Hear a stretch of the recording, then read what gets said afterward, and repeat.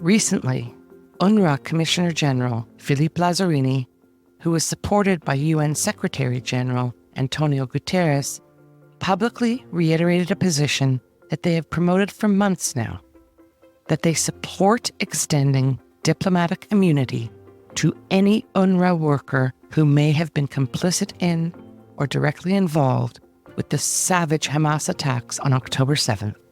And, presumably, that would include those who continue to hold, torture, and murder hostages since that date. This suggestion is sheer insanity. Worse is that so few in the international community even reacted. But Hillel Neuer did, and so did State of Tel Aviv. But first, let's talk about what went down in Geneva today, Thursday, September 26. Hillel Neuer did what he does every day. He stood up to the UN Human Rights Council in Geneva, yet again, and blasted them for their hypocrisy. A recorded link is not yet available, so we have included in the podcast notes the link to the written version of the remarks that Hillel Neuer delivered earlier today, before the UN Human Rights Council's 57th session. I, however, will read to you the choice bits now, as follows. The West, once a bastion of justice, now hesitates when good triumphs over evil. Nowhere is this clearer than in the response to Israel's recent actions against Hezbollah, a terror group that has wreaked havoc on civilians for decades. He continues, "Ladies and gentlemen, this is not a battle over land. It is a battle of civilization against tyranny. Hezbollah, armed with 150,000 missiles aimed at civilians, must be stopped. To criminalize Israel's right to self-defense while ignoring the atrocities of its enemies is a grave injustice. We must stand with Israel. We must stand for democracy, for the rule of law, and for the right of every nation to protect its people from terror." For 20 years, Hillel Neuer, a native of Montreal, Canada, who now resides in Geneva, has been entering the hostile chamber of the United Nations Human Rights Council, just as he did today, to take on this most hostile assembly. As executive director of UN Watch, Hillel Neuer is a force of nature. In the past 2 decades, he has developed and transformed UN Watch into one of the sharpest, most persistent, and effective NGO advocacy groups. And he himself is now a globally respected authority on human rights abuses everywhere. But he is particularly well known for taking on dictatorships and authoritarian regimes fearlessly. Earlier in the summer, I had the opportunity to interview Hillel at length. Today, State of Tel Aviv shares this discussion, from which I, a hardcore, unabashed Hillel Neuer fangirl, learned so much. Hillel brings to the daunting task that he shoulders a stunning ability to recall the smallest of facts and details and place them in a larger context, in a way that is accessible and understandable to all. In our chat earlier this summer, we discussed some of these details, which are so important to understand how deeply entrenched is this toxic anti-Israel and anti-Semitic bias in UN-based institutions. Hillel and I focus on one particular issue that developed over the winter and peaked in late spring and early summer. And it was the matter of the teacher who was running the UNRWA Teachers Union in Lebanon. Hillel takes us through the detail of the absolute corruption of UNRWA and how those in charge, like UNRWA Commissioner General Philippe Lazzarini, how they seem to be afraid to do their jobs. So they fold constantly to UNRWA demands. Or perhaps they really do agree with the terrorist agendas and share their views and see their conduct as being moral. Either possibility is chilling. We're going to play for you now a short clip of Hillel Neuer addressing the United States Congress House Committee on Foreign Affairs. These remarks were made before the committee on January 24th, 2024. It is a searing indictment of UNRWA. If you listen to nothing else, take 3.5 minutes to hear Hillel Neuer pulverize UNRWA. Chairman, ranking members, members of the committee, thank you for inviting me to testify today. For years, we've been told by UNRWA and its supporters that the agency performs life-saving work and that its teachers offer Palestinian students an education that promotes human rights, tolerance, equality, and non-discrimination. Today, more than ever before, and I mean literally today, in light of the bombshell news reports in yesterday's Wall Street Journal, Reuters, and elsewhere, we now know this has been a lie. From these and other revelations of the past few days, we know that in Gaza, at least 12 UNRWA employees personally participated in the massacre of October 7th, which involved the murder of 1,200 Israelis, along with mass rape, torture, and mutilation. Secretary of State Blinken said yesterday, these intelligence reports are highly, highly credible. The world also learned yesterday that 1,200 UNRWA employees in Gaza are part of Hamas or Islamic Jihad, meaning actual operatives within the political and military organizations. Finally, an estimated 6,000 UNRWA employees, being half of the workforce in Gaza, have close family members in these terrorist organizations. Now, UNRWA's top donors, the United States, Germany, Britain, Canada, and many others, have just announced they're freezing funds. Now, accordingly, I've come here from Geneva to bring before the Congress our case against UNRWA. I've come here to ask the Congress of the United States, which is the largest donor to UNRWA at over $300 million a year, to not just suspend, but to end the funding for good, and to take the lead in dissolving an organization that is riddled with incitement to hate, involvement in terrorism, and the perpetuation of war. Members of the committee will find all of the evidence that I present here on our website at unwatch.org under the case against UNRWA. Now, on Friday, Secretary General Guterres announced that he was, quote, horrified to learn that members of his UNRWA staff were implicated in terrorism. Members of the committee, I'm here to bear witness and testify that Secretary General Guterres, the head of UNRWA, Philippe Lazzarini, their predecessors, their senior colleagues, could not possibly have been shocked that UNRWA employees are implicated in terrorism. Because for the past 9 years, and Chairman Smith knows this very well because he's been on this issue and he's invited me to testify, we've been uncovering, publishing, and submitting to the UN, to UNRWA, evidence of widespread and systematic incitement to jihadi terrorism, the praise of Nazi leader Adolf Hitler, calls to slaughter Jews on the part of UNRWA teachers, school principals, and other employees. These reports range from 10 to 200 pages. For example, just in November, we sent a report on 20 teachers who celebrated the October 7th massacre. In March, together with Impact SE, we identified 133 UNRWA teachers and staff who promoted hate and violence in social media. In June 2022, we released a report called UNRWA's Teachers of Hate. It included the following Facebook post by Elham Mansour, quote, an UNRWA teacher, quote, by Allah, anyone who can kill and slaughter any Zionist and Israeli criminal and doesn't do so doesn't deserve to live. Kill them and pursue them everywhere. They are the greatest enemy. All Israel deserves is death. This is an UNRWA teacher statement on Facebook. We sent it to the UN. They did nothing. We sent them reports in 2021, 2019, 2017, 2015, numerous reports. They never contacted us for information. They refused our repeated written requests to meet to discuss the problem. They cannot say they didn't know. Mr. Guterres knew. The head of the UNRWA knew. The United Nations knew. They simply chose not to act. But it's much worse than that. From the beginning, their response to our reports was to attack us for doing the work they failed to do.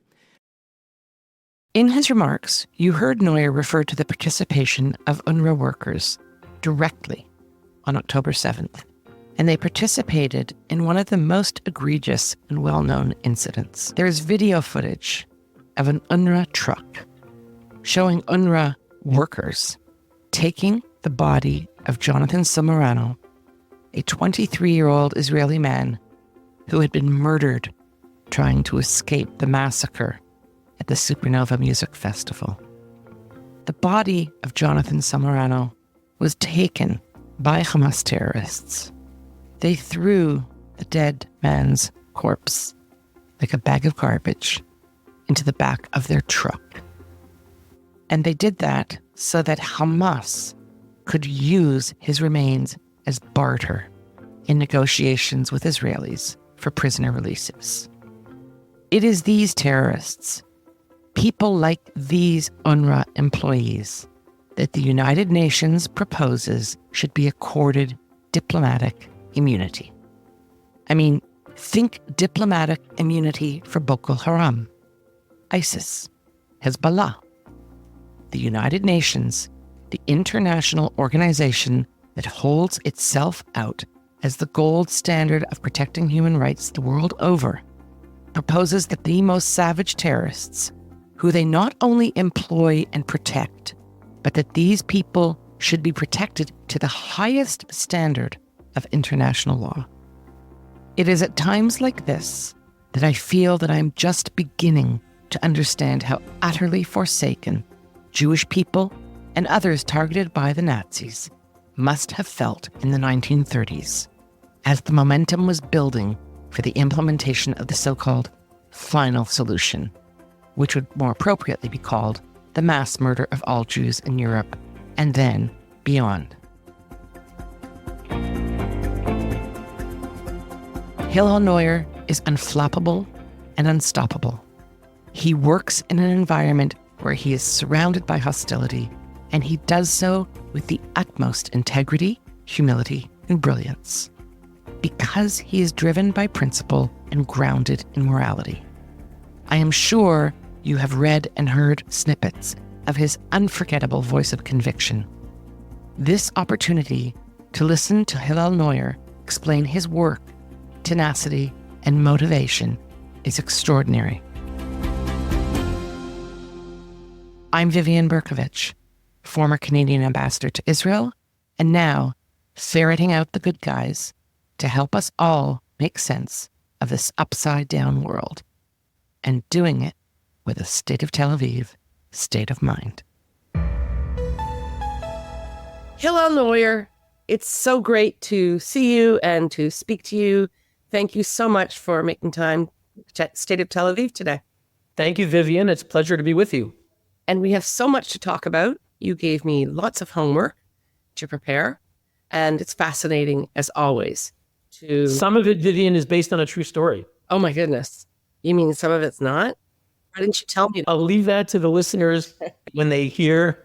I'll leave them to decide. No, sadly, Vivian, it's all based on a true story, and it's a lot of sad stuff, but it's important things, and the world needs to know about it. And if we want the world to be a little bit of a better place, we need to know what's going on. I couldn't agree more. And having just immersed myself in your site and some particular content, it's even for someone like me who is used to this world and how horrible it can be, and the UN in particular, it's shocking. Having said that, there are a few bright spots. But before we get into the work that you've been doing recently with respect to and one particular official, I'd like to just go back and to October 7th. And I'd like you to just share briefly what your October 7th story is, because we all have one. Where were you? It was Shabbat morning for me. It was about 8 a.m.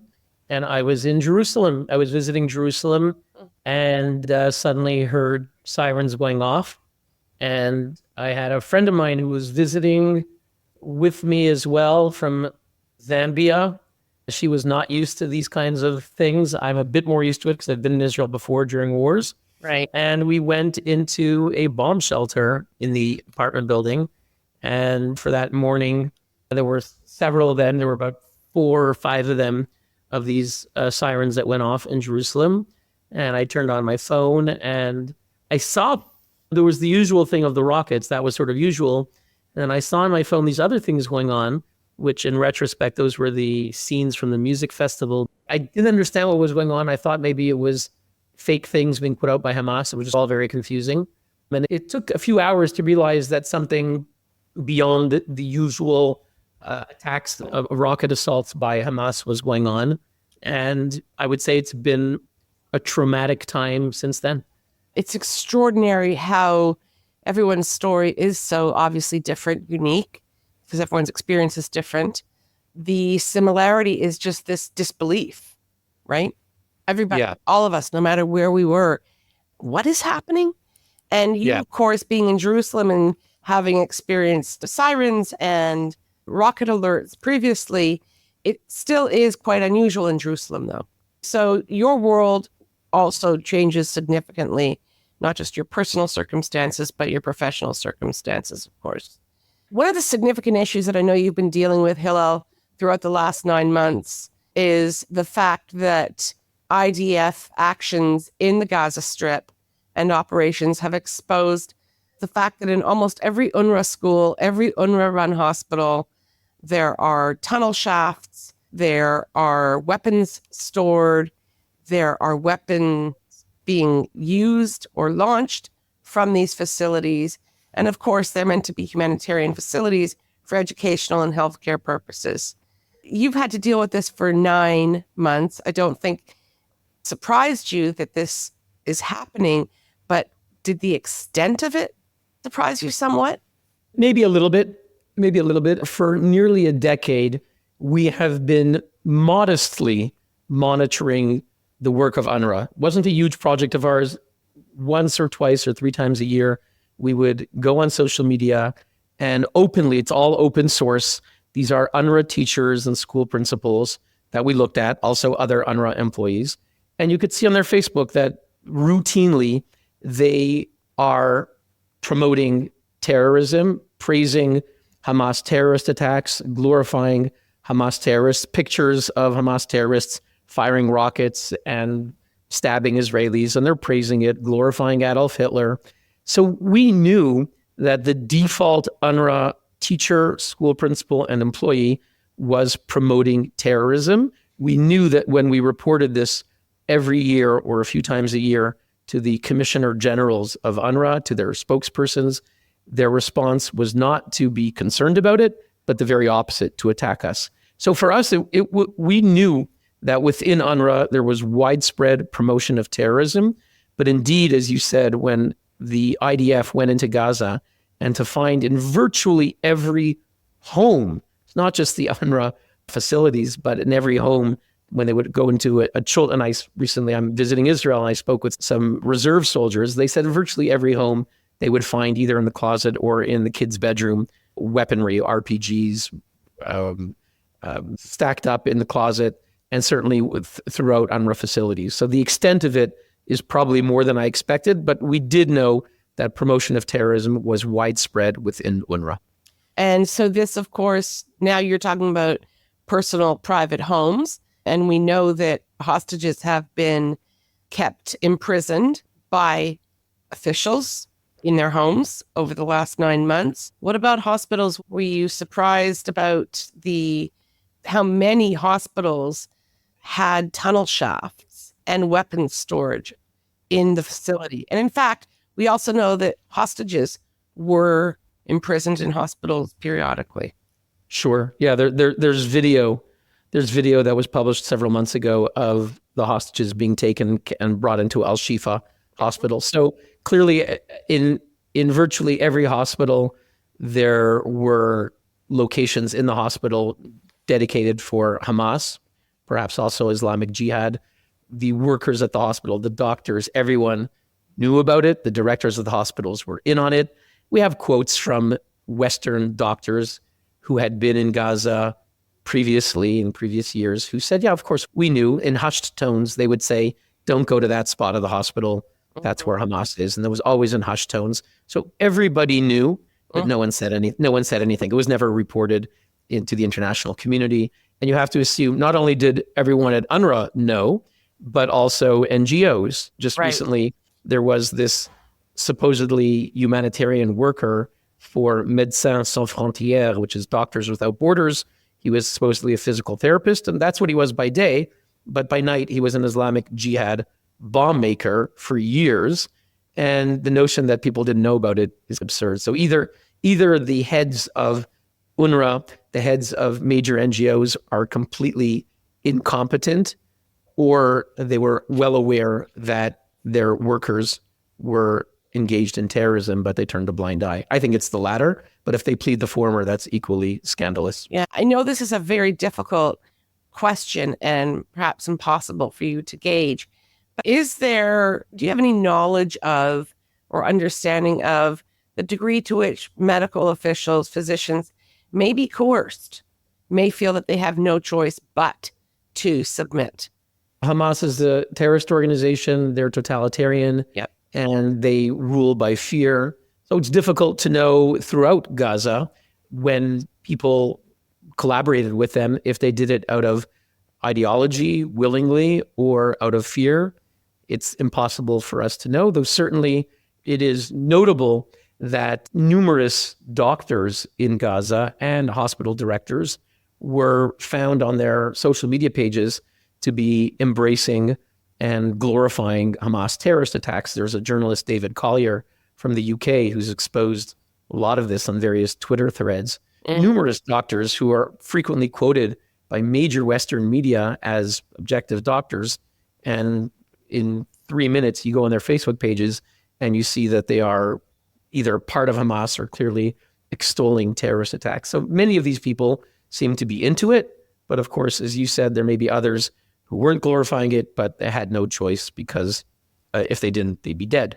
The party for whom there is no excuse, though, is UNRWA and the officials who lead UNRWA, the top Philippe Lazzarinis and others. These are the executive level, for lack of a better way of putting it, who reside in Geneva and or New York and who run the organization. And that's what we're going to start to dive into now, is the degree to which they are culpable and complicit in allowing and encouraging this kind of conduct to persist, UNRWA. And I know from our brief chat recently that you've been doing a lot of focused work on a man named Fathi al-Sharif. Tell us about Fathi al-Sharif. Who is he? Look, I think the case of Fathi al-Sharif, also known as Fateh al-Sharif or Fateh Abu Amin al-Sharif, is an excellent case study to understand what's going on at UNRWA. Fathi al-Sharif is the head of the teachers' union in Lebanon. So he oversees 39,000 students, 65 schools. The teachers, the whole system is answerable to him. So there's a German lady named Dorothy Klaus, who's the UNRWA director in Lebanon, but she's just come in for, a couple of years ago. And the people running things in the UNRWA refugee camps and in the whole system are various factions, basically terrorist groups. And the head of the teachers union is Fathi al-Sharif. And sorry, I just want to jump in for a moment to clarify. Fathi al-Sharif is the head of the UNRWA teachers union, correct? That's right. Okay. That's right. Yeah. Head of the UNRWA teachers union. So UNRWA in Lebanon ostensibly is taking care of more than 400,000 Palestinians who are on their rolls listed as so-called refugees, even though only a few of them actually would have once lived in what was then British Mandatory Palestine in 1948. The vast majority of them would be children, grandchildren, great-grandchildren who were born in Lebanon and who in any other normal situation would be considered Lebanese citizens. But because the whole UNRWA situation is so screwed up, Lebanon refuses to grant these people citizenship, discriminates against them, and the international community is supporting that. And ostensibly, they have more than 400,000 on their rolls. A few years ago, a census was done in Lebanon, and the number, although UNRWA lists more than 400,000, the actual number is said to be at most half of that. So it's under 200,000 actually live in Lebanon, but 400,000 are on the rolls because when people die, they don't list it. If people leave Lebanon, as many people have, gone to Canada, many other countries, UNRWA never takes them off the rolls. UNRWA has a political agenda, which is to maximize the amount of Palestinians who are basically trying to dismantle Israel, to so-called return to Israel. They don't take people off. Okay, so Fathi al-Sharif is running one of the largest schools. It's called the Deir Yassin School. It's in the Al-Bus refugee camp. In addition to being a school principal, he's head of the UNRWA Teachers Union, and he's a major Hamas terrorist. Okay, so what we reported on our website, unwatch.org, are dozens of photos of Fatih al-Sharif, head of the UNRWA Teachers Union in Lebanon, meeting with a series of the leading Hamas terrorists, including the main Hamas representative in Lebanon, Ahmed Abdel Hadi. He's meeting with Jihad Taha, who's a Hamas spokesman, and Ali Baraka, who is sanctioned by the US and the UK because of his rule on October 7th. If you're a leading Hamas official in Lebanon, that means you are coordinating with Hezbollah.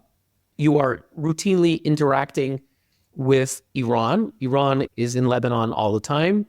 It's harder for Iran to enter Gaza, but they're routinely visiting Lebanon.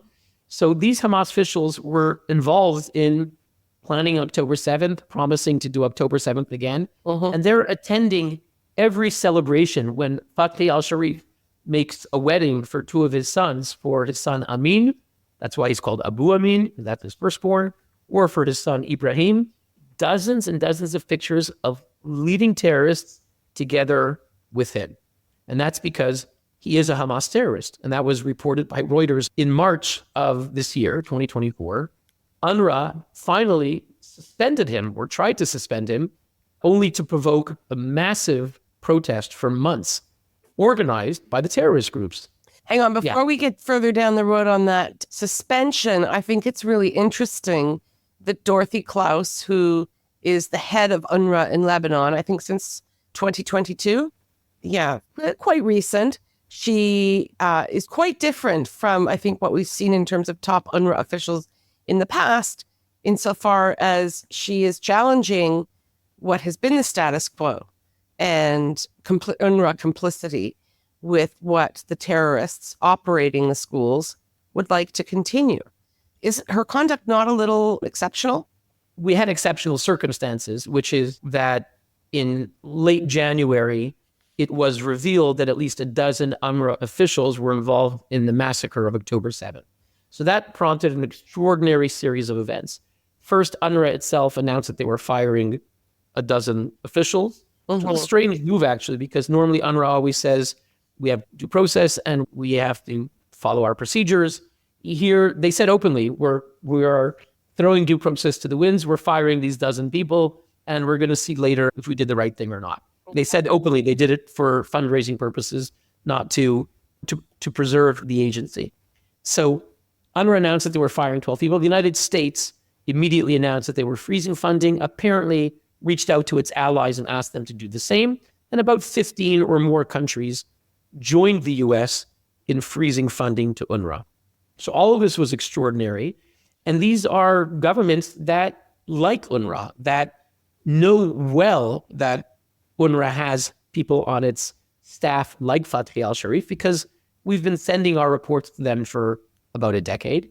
So the United States, the Trudeau government in Canada, the European governments, they all know that there are terrorists within UNRWA, and it never really bothered them. So I think the United States was under pressure.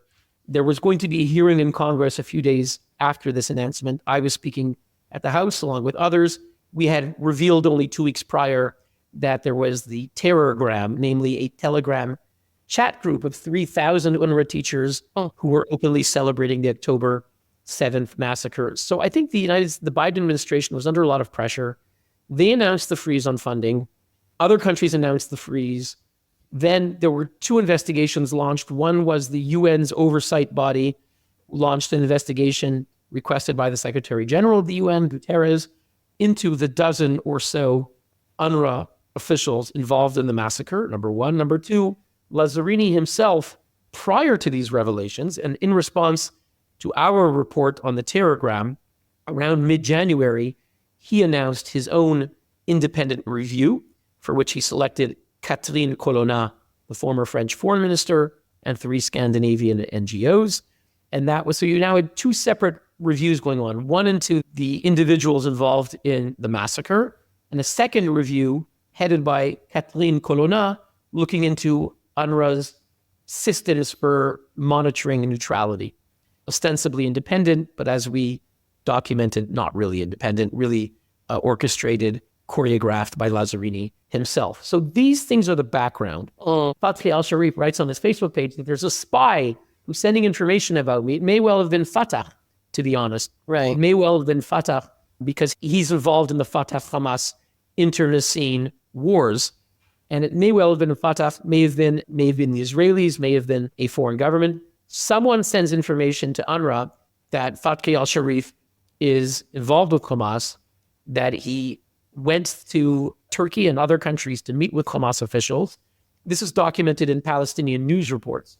And they go to him and says, we're under pressure because of this. I'm quoting from, I'm paraphrasing from Palestinian and Lebanese news reports around February, March, April of this year.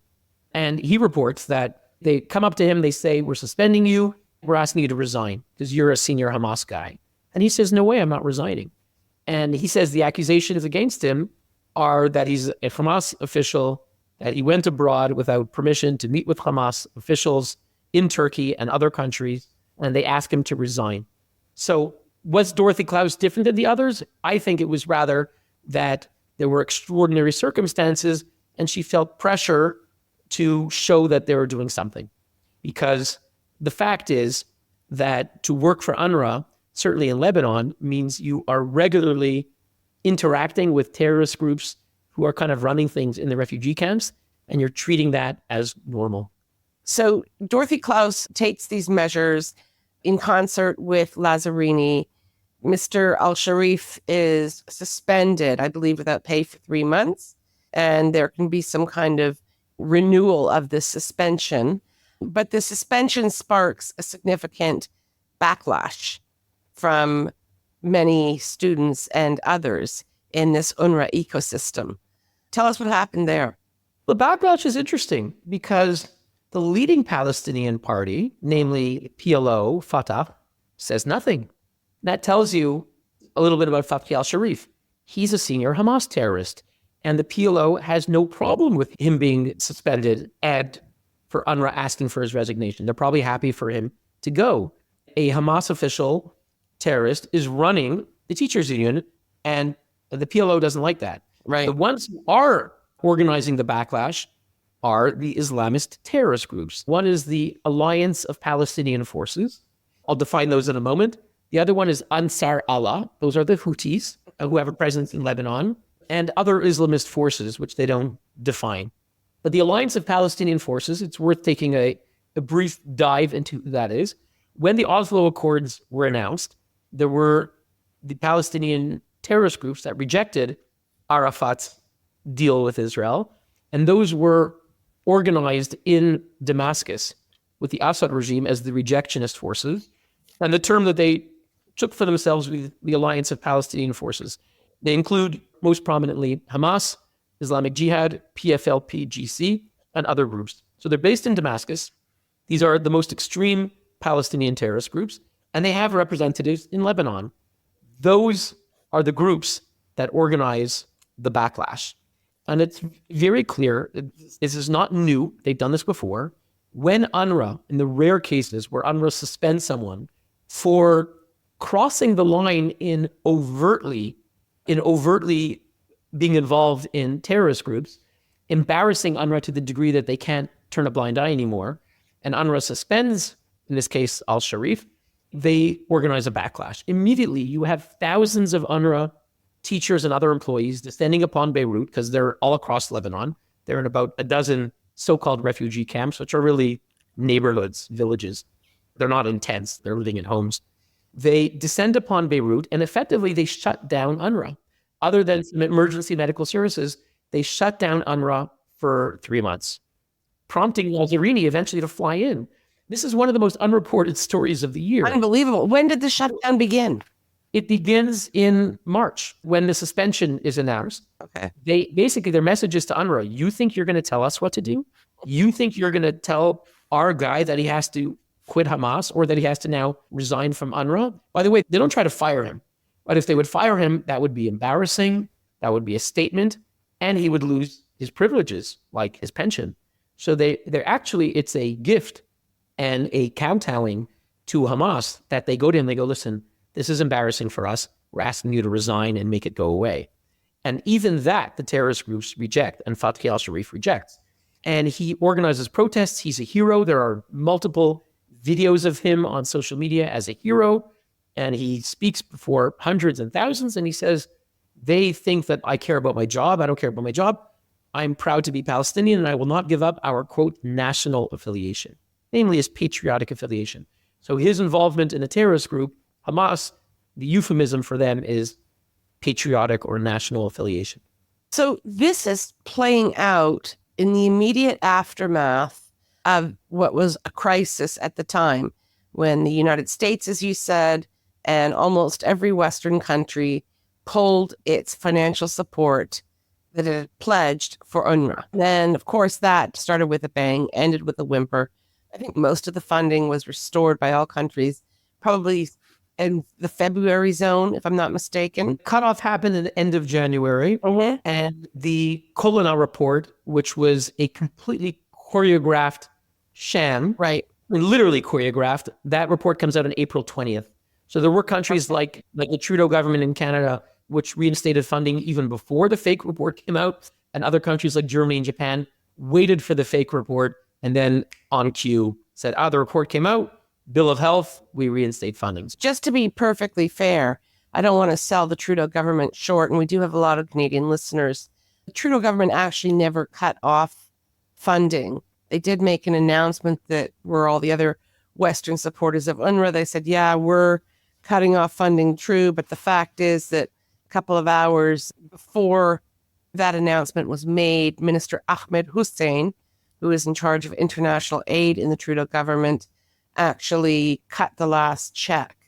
I shoveled the money out of the door before the announcement. They paid up through to the end of April, which, as you and I both know, is highly unusual in this world to pay in advance. So they paid in advance and then said they were going along with this cessation of financial support. That was a complete lie. And it's not surprising at all that they jumped the gun before everybody else and before even waiting for the results of the Colonna report to reinstate funding. I just want to be fair and give them their due. We have the situation, just to recap. The funding is pulled and the Colonna report, the choreographed report, comes out late April, and funding is restored. At the same time, overlapping with this fabricated fake crisis, we have this issue happening in Lebanon with Mr. Al-Fati, right? Yeah, exactly. So the reason that they ask his suspension is because some information comes to them, and there's a lot of pressure because countries had frozen funding.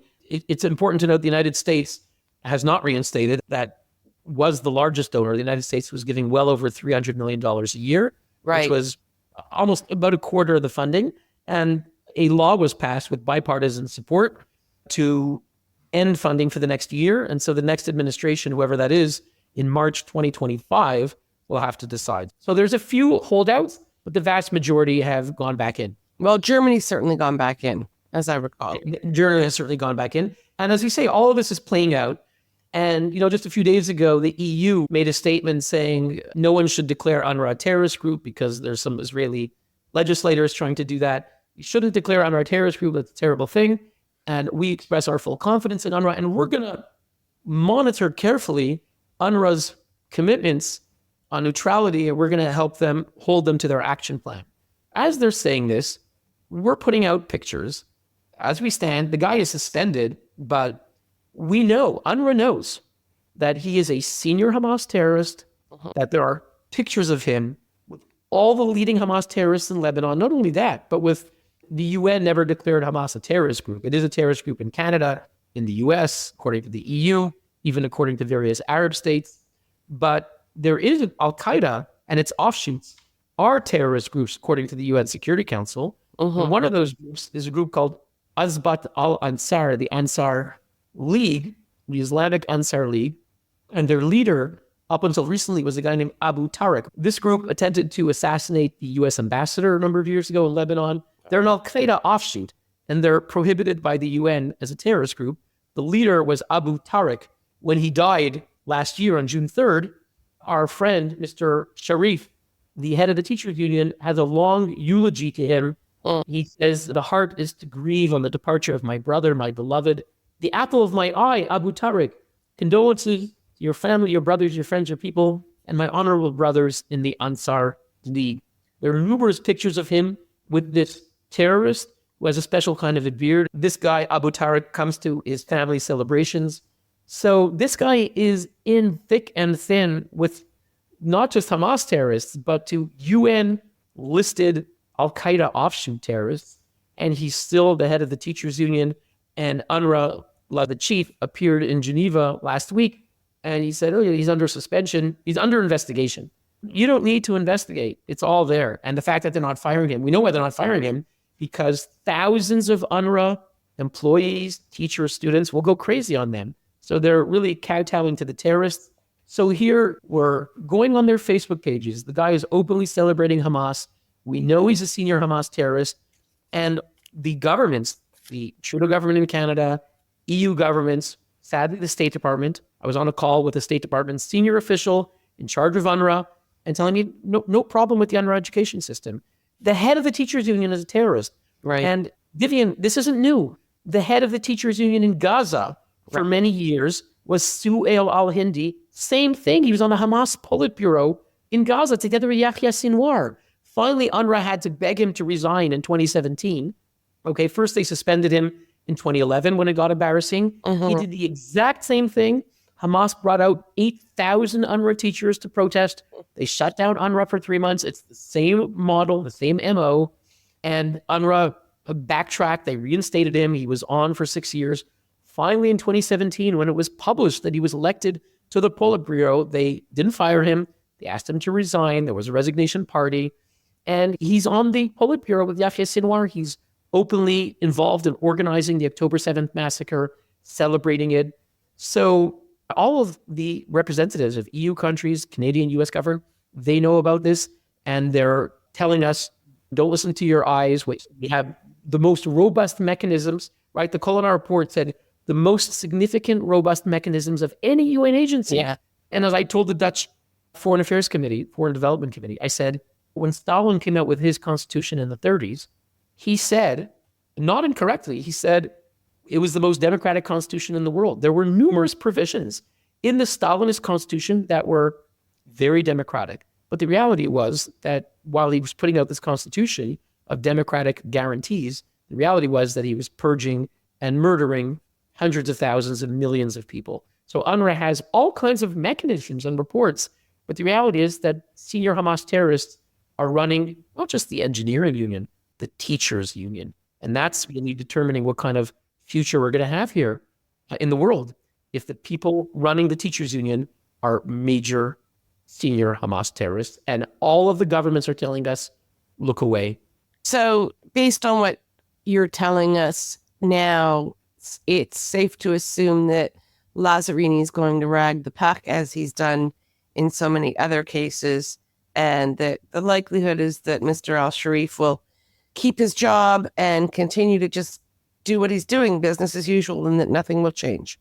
It's very interesting. There's a Palestinian news site, which is based in Lebanon, and they report on the Palestinians who live in the various UNRWA camps.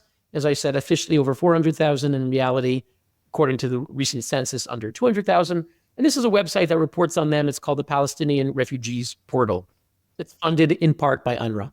And they reported that when Lazzarini visited Lebanon, it was in large part to end the shutdown of UNRWA orchestrated by the terrorist groups. And Lazzarini met with the terrorist groups. It's not the word they use. They met with the Alliance of Palestinian Forces. That's the umbrella group for Hamas, Islamic Jihad, PFLP-GC. Met with the whole coalition.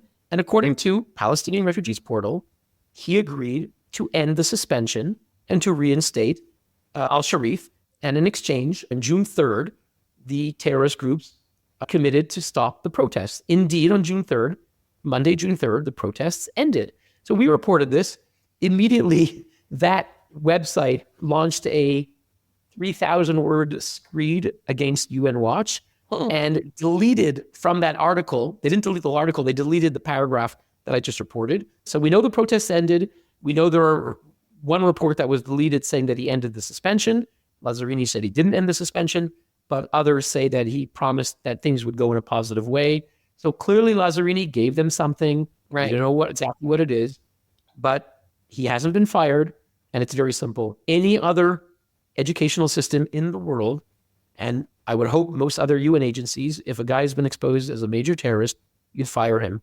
UNRWA can't do it. Either can't do it or won't do it. And to me, that says it all. And how do you intend to continue monitoring the situation or applying pressure?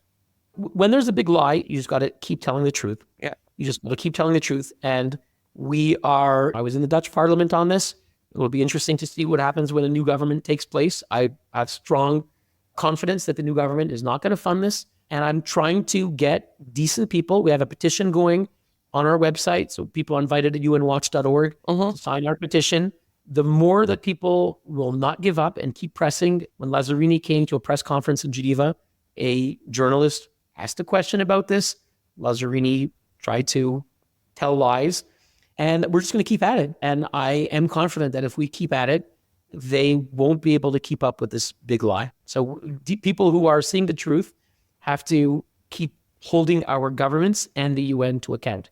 And if we don't give up, then we can expose them. Oh, you can't give up, Hillel, because so many of us are relying on you and done extraordinary work for many years. But I have to say, especially since October 7th, the way in which you've managed to highlight so much malfeasance. We're facing this kind of onslaught of anti-Israel, anti-Jewish sentiment, and you've managed to attract attention to what is really going on in UNRWA and other institutions that in many ways has led to and caused October 7th.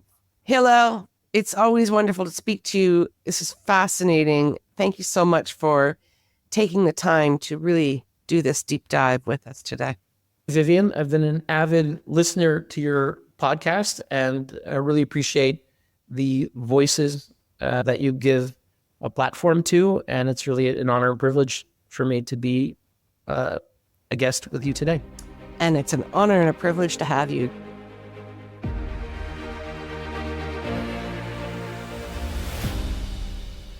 We have included in the podcast notes several links pertaining to relevant articles and video clips, including the footage of UNRWA employees throwing the body of Jonathan Samarano into the back of an UNRWA truck. These men have been identified, and they should be given diplomatic immunity. What a sick, morally inverted world we live in. Since the interview with Hillel Neuer was recorded, all countries but the United States and Switzerland have reinstated funding for UNRWA. The Swiss situation is somewhat complex, but the nub of it is that on September 10th, the Swiss parliament voted overwhelmingly, for a second time, to halt payments to UNRWA. This decision, however, requires approval by the Senate chamber. If and when that occurs remains to be seen. But they have spoken out, and they have spoken out in a principled manner. Please check out our program notes. We have provided some very informative links and material that shed more light on UN Watch's extraordinary work and the shameful collusion of the UN and many Western governments with known terrorists. Thanks for listening. And please, if you have stayed with us to the end, then you clearly value our work because you took the time to listen. And there is no more valuable commodity than your time. So please consider supporting us with a paid annual subscription or go crazy and take out a founding membership. The support of each and every one of you makes a huge difference. Thank you for considering this request.